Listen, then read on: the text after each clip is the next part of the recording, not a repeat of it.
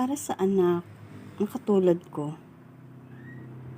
at magulang na ngayon, bilang anak sa mga anak na palasagot at pasaway sa magulang, pag ang anak inuutusan, nagdadabog, kasimangot, at kung minsan, pag hindi na ibibigay ang gusto, sumasama ang loob. Sinasagot natin sila, nasasaktan sila, pero hindi nila pinapakita. Nitiis nila yun kasi kailangan ipakita nila. At ako ngayon na bilang magulang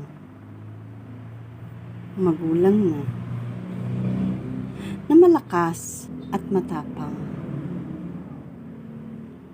At sa totoo lang po, aminin natin, pag hindi na ibibigay ang gusto, nalulungkot sa mga anak. At ako, bilang magulang ngayon, hindi namin pinapakita.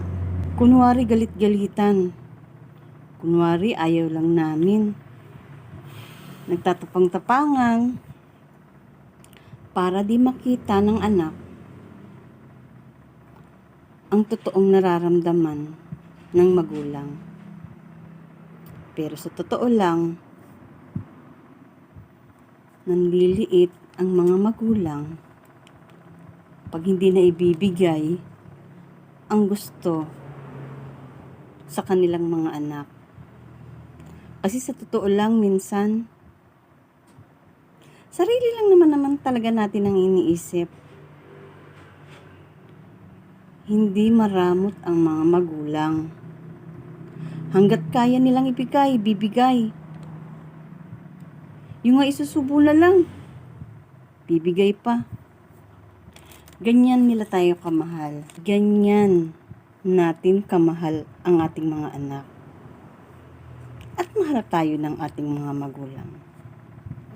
May pagkakataon pa nga minsan na kahit anong gawin natin, hindi talaga kaya eh. Sana naman maintindihan ng mga anak. Pag walang magulang,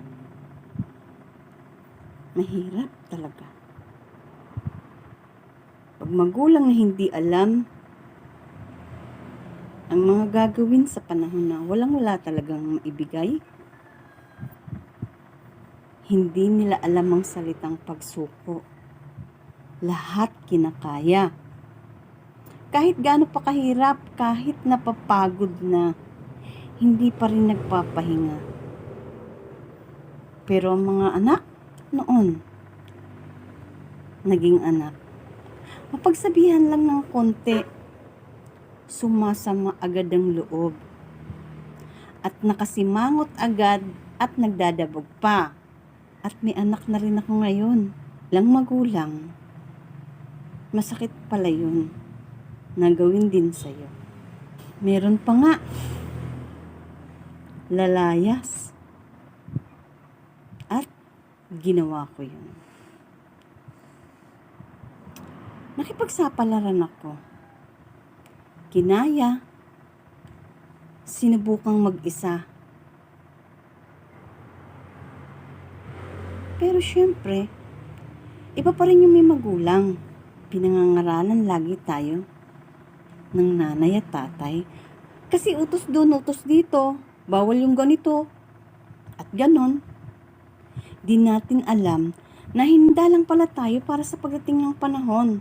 Maging marunong sa mga bagay-bagay. At kaya mo nang humarap sa hamon ng buhay. Kasi ayaw nilang lumaki tayong walang alam. Alam natin na hindi habang buhay na nasa tabi natin sila. Na nasa tabi nyo kami.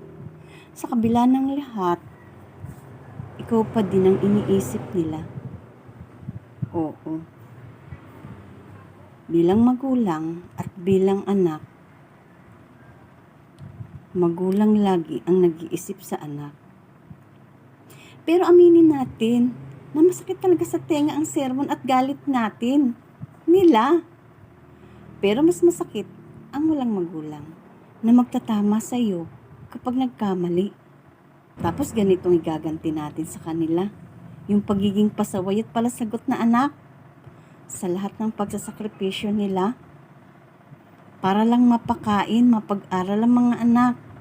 Minsan naiinis pa nga mga anak kasi sobrang stricto nila sa maraming bagay-bagay. Hindi nyo ba alam na iniingatan lang tayo, kayo, at ang mga anak? Ang pinakamagandang regalo na natanggap nila namin ng aking mga magulang.